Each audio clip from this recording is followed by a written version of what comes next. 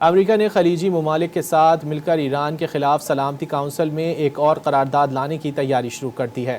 عرب media کے مطابق امریکہ Bahrain, Kuwait, قطر، سعودی عرب اور UAE کے ساتھ مل کر قرارداد تیار کر رہا ہے۔ قرارداد میں ایران سے آبنائے ہرمز میں تجارتی جہازوں پر حملے بند کیے جائیں اور جہازوں سے ٹول لینے کا سلسلہ ختم کیا جائے۔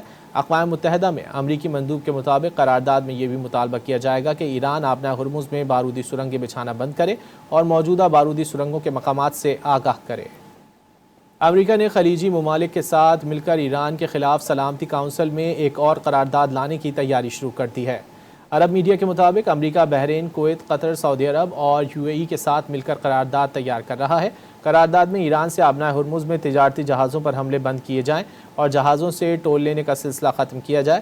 اقوام متحدہ میں امریکی مندوب کے مطابق قرارداد میں یہ بھی مطالبہ کیا جائے گا کہ ایران آبنائے ہرمز میں بارودی سرنگیں بچھانا بند کرے اور موجودہ بارودی سرنگوں کے مقامات سے آگاہ کرے۔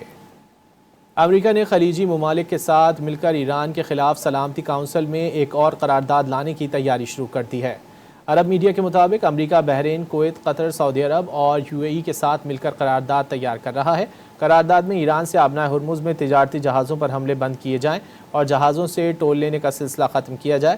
اقوام متحدہ میں امریکی مندوب کے مطابق قرارداد میں یہ بھی مطالبہ کیا جائے گا کہ ایران آبنائے ہرمز میں بارودی سرنگیں بچھانا بند کرے اور موجودہ بارودی سرنگوں کے مقامات سے آگاہ کرے۔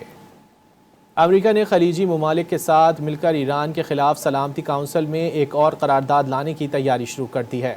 عرب میڈیا کے مطابق امریکہ بحرین، کویت، قطر، سعودی عرب اور UAE کے ساتھ مل کر قرارداد تیار کر رہا ہے۔ قرارداد میں ایران سے آبنائے ہرمز میں تجارتی جہازوں پر حملے بند کیے جائیں اور جہازوں سے ٹول لینے کا سلسلہ ختم کیا جائے۔ اقوام متحدہ میں امریکی مندوب کے مطابق قرارداد میں یہ بھی مطالبہ کیا جائے گا کہ ایران آبنائے ہرمز میں بارودی سرنگیں بچھانا بند کرے اور موجودہ بارودی سرنگوں کے مقامات سے آگاہ کرے۔